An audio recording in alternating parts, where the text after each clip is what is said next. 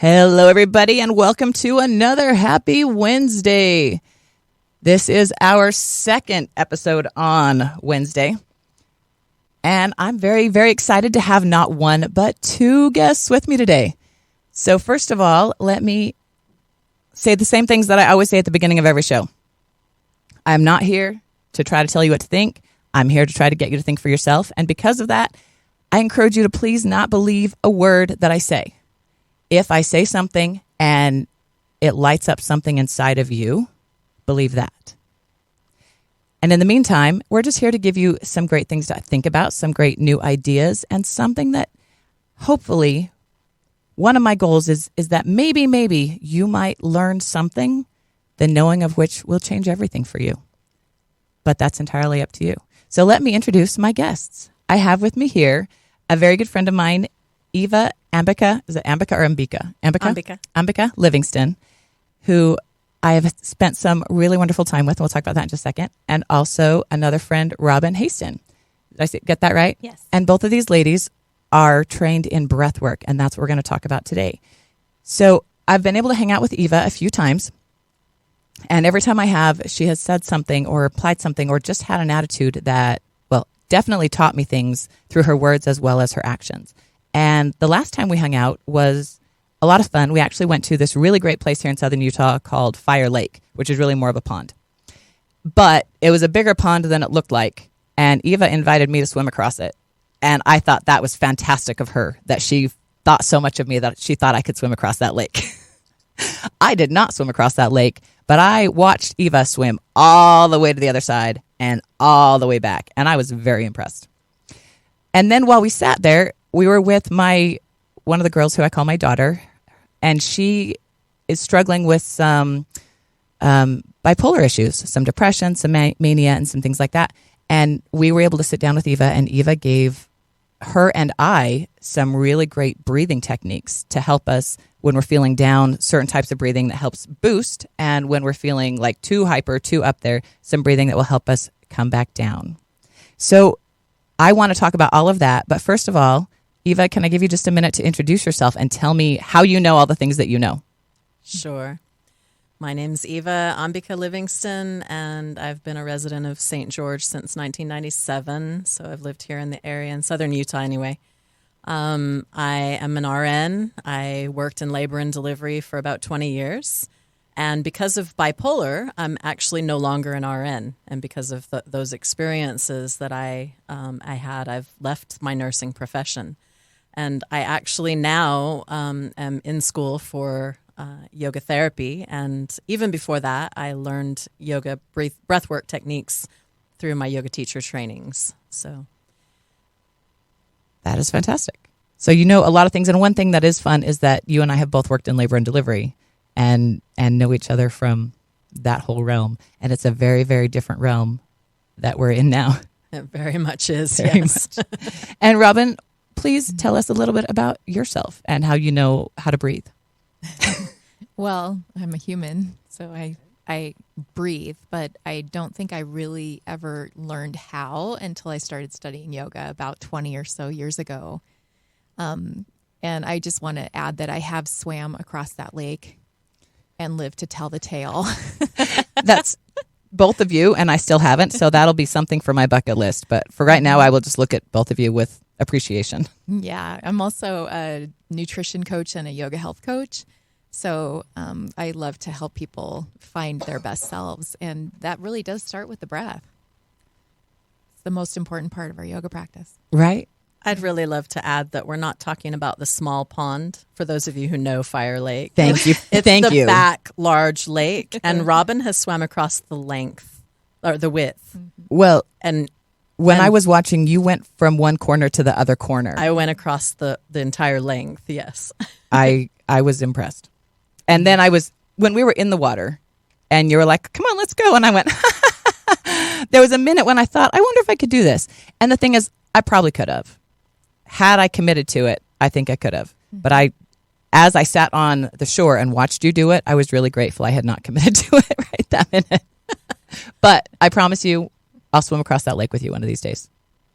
Okay. So while we were sitting there, and I love that you guys both know breathwork, isn't it interesting that we learn so many things as children that seem so obvious, but then as adults, you can learn to really, really do them well, and it gives so much more benefit to your life. And you would think that breathing, you might not that occur to you as being one of those things that when you really learn to do it well, it can benefit your life. And breathing is something that I have not studied as much as I've studied other things. And that's why I brought you guys here, because you guys know more than me. And I don't need to know everything as long as I know someone who knows all the things who can teach me. So tell me, why don't we start with kind of what we're going on about at the lake, where if you're having a bad day and if you're feeling down, and I'm someone who has dealt with depression in the past, how do you boost yourself? How do you use your breath alone? How can I do nothing, not even move from where I'm sitting, and use my breath to improve my mood? Well, the very first thing that I would want to notice is whether or not I'm breathing shallowly or whether or not I'm breathing expansively. Okay. The second thing I would look for is, am I holding in my belly and breathing in my upper chest, or am I expanding and contracting my belly like a baby does when they breathe? And what results are we going to have from those different types of breathing? So if we're breathing shallowly, it's going to create anxiety and eventually depression. Now, can you breathe shallow from the bottom of your lungs as well as from the top of your lungs? Because hyperventilating tends to be from the top of your lungs, kind of a, but can you breathe shallow from the bottom of your lungs too? If you're dropping your diaphragm down into the belly when you're expanding your lungs to take a full breath, naturally you take a full breath. Just sitting here, I'm kind of just pulling my diaphragm back and forth, and I can do that, but I don't feel like I'm really getting air from it. Right. I would say that if you are trying to hold your belly in at all, which a lot of us do naturally, I mean, I was taught that. Well, for yoga, they teach because you want to hold it in tight, and that's how it's going to firm up, and that way it's going to look all tight. Right? Right. And, a lot of us as young women, we're told to, kind of pull it in, right? And if we're doing that, sometimes we're not able to breathe fully, even though we might breathe in lower into the lungs. Right. But yeah, you got to be willing to let it round out a little bit to really breathe fully. Okay. So let that Buddha belly show when you breathe. Let your belly be really soft so that when the diaphragm drops down, it pushes the contents of the abdomen out. Okay. And then you're going to get a fuller breath just by doing that alone. So if you're trying to control another part of the body, it's going to limit what you can do with your breath. Right. So here we're just going on breath, lungs, and kind of let everything else relax and follow what the lungs are doing. Okay. So what else? What you said, you check how we're breathing, saying if it's shallow or if it's expansive, and then where would you go next? Well, the second thing I would want to know and want to understand about the breath is related to the nervous system. And so the sympathetic nervous system is activated on your inhale, and the parasympathetic nervous system is activated on your exhale. And because you and I are nurses, we learned about those systems in school, but can you give a really simple explanation on what that means for inhale breathing versus exhale breathing? So when you're inhaling, you're activating the fight or flight system, and when you're exhaling, you're activating the rest and restore and digest, the system that you want to be in most of the time. Right. And the sympathetic and parasympathetic nervous systems, most people, I think, don't know that if you say that, they're like, blah, blah, blah. It sounds like Charlie Brown's mom talking in the other room. But what that means is that is your fight or flight system. And when you are in one way, you're going. You're thinking fast, your adrenaline's running, and that's what happens, you're saying, on the inhale breath. And then the other side of fight or flight is when we don't have to, when it's rest time in between. And actually, that's when your body is able to heal. And that's when you process your food. You'll notice if you're running scared, you never have to poop. Because literally the sympathetic nervous system pulls everything back up. You don't need to, and if you do need to pee, it's going to go down your leg without you thinking about it. And otherwise, it's going to hold on to your bladder until you can think about it while you're running. And so then when you calm down is when the sympathetic side comes in and you can relax. That's when you digest. That's when you rest. That's when you heal. And that's specifically triggered when you breathe out. Okay. And then the other thing that triggers sympathetic and parasympathetic is mouth breathing versus nose breathing. So the inhale and exhale through the mouth is going to be more of a sympathetic experience, whereas the inhale and exhale through the nose is going to be more of a parasympathetic experience. Okay. Excellent. So then if somebody's trying to improve their mood, or They want to breathe more through the nose. and is that what you would recommend them to do? Can you show us how you would have them breathe? How would you encourage them to breathe? There are several things. Am I rushing you? Go ahead. So switching from chest breathing to abdominal breathing Okay. would be one thing. And then, as we said, you're going to have a deeper breath when you're You you're just belly will breathing. naturally. Mm-hmm. And then the next thing would be to increase the length of the time of the exhale. So if you're inhaling for 4 seconds, you're exhaling for 8 seconds. Okay. And so doubling the time of the exhale helps to stimulate parasympathetic twice as much during each and every breath. Okay. And will that then have a calming? That will have a calming effect. Got it. All right. And then the next thing to understand is that you can increase energy and you can decrease energy and you can contain energy. And all of those things are important to do with breath work. And so there are different practices that you can do just aside from just breathing in and out through your nose. There are other specific exercises that you can do. And especially if for those of us that deal with bipolar disorder, or deal with depression, or deal with anxiety, any of those types of experiences can be shifted or maintained or adjusted through breath if you want to do a non-pharmaceutical means of managing symptoms. Well, I love that because as a nurse and as you are, I appreciate the value of medicine. But I also, as throughout my life, as a nurse, as a foster mom, as a human, I have seen medication used when it didn't need it to be. And sometimes when used far more than it ever needed to be. And so, but I also believe that there's not one answer to everything. There's not one pill that's going to solve everything. And for some people, a pill is appropriate. And for some people, a pill plus nutrition, plus yoga, plus breath work, plus meditation is appropriate.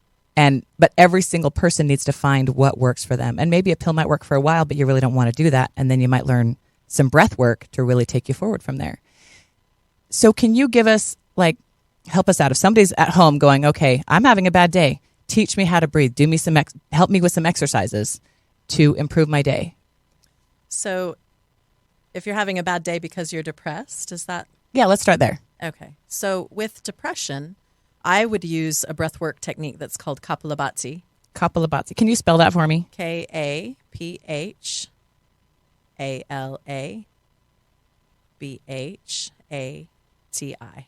That's why I asked. Okay.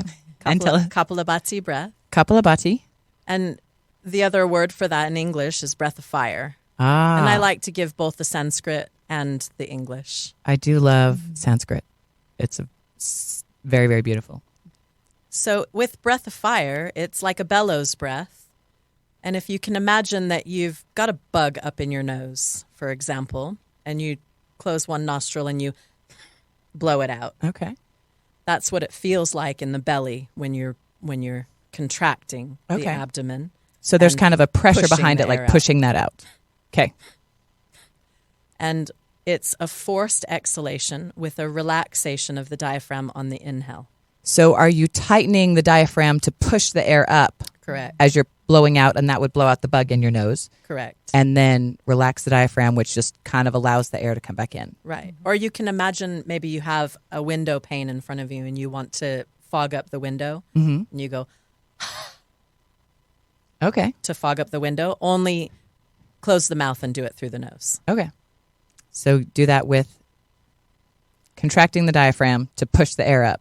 Mm-hmm. All right. And so if I was feeling symptoms of depression right now, I would do 60 of those pumpings. Mm-hmm. And that would be, would you cover one nostril or just breathe out your nose? So that's alternate nostril breathing, which we can talk about if we also have time for it. Okay. But for depression, in general, I would use Kapalabhati, which is this type of breath.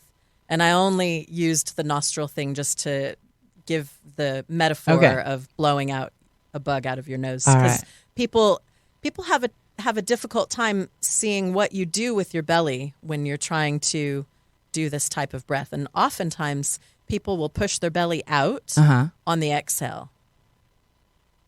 Okay. Trying to get that kind of force behind it so they Right. push out. But the idea is To pull it in, suck the navel in toward the spine during the exhale. and even as I'm doing that, because I'm practicing, I'm almost kind of pulling in as I'm doing that Right. because I'm not used to it. So, okay. It kind of makes sense to cover my nose with, even though we're not doing single nostril breathing right now. But Right. because you said that, that's in my mind that's how I'll feel like I'm pushing. Right. Okay. Right. All right. And if you wanted to, you could, and I have played with this a little bit myself. So just, for the listeners, the other thing that's interesting is right nostril breathing is good to increase sympathetic stimulation. Okay. And left nostril breathing is good to increase parasympathetic stimulation. So if you wanted to increase the amount of parasympathetic stimulation, I have practiced with this before where I did the Kapalabhati just through the left nostril. And did that seem to have an even stronger effect on it? It seemed to, not enough that I continued the practice long term. But it was worth trying. And I'm glad that you tried. I did. It's the scientist in all of us. I have recognized the researcher in me, and I like to do research just to see what works and what doesn't work for me in my body, because maybe it's a medicine and maybe it's a breathwork technique and maybe it's a yoga technique and maybe it's swimming across a lake.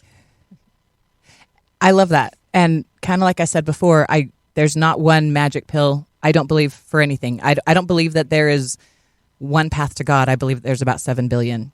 And maybe your path to God might cross my path to God, and maybe we're all going in the same direction, but that doesn't mean we're walking the same way. And we can still honor and respect the way that everybody else is walking, even if they manage their depression differently than I do. Maybe all of that. Okay, so can you do some of those breaths with us? So we've got on video for those of us that are watching on Facebook or come back to watch it later. But can you show us what that breath would look and sound like even for the listeners? Yeah. So if you're sitting up nice and tall and you just take a couple of deep breaths in through the nose and out through the nose. And again, in through the nose and out. And we'll inhale to begin the breath work, begin the pumpings, and begin.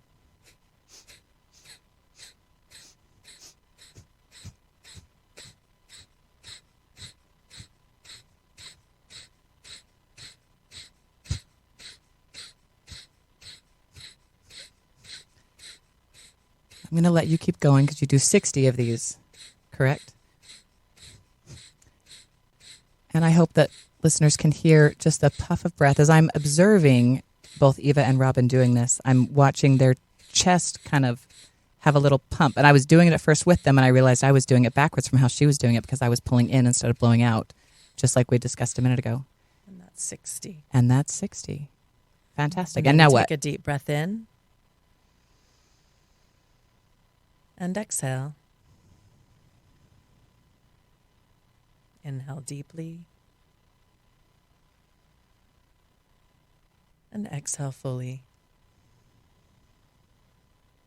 And then with this type of breath, we inhale and retain for a few seconds. So inhale to a comfortable breath, and then you just retain for as long as is comfortable to you.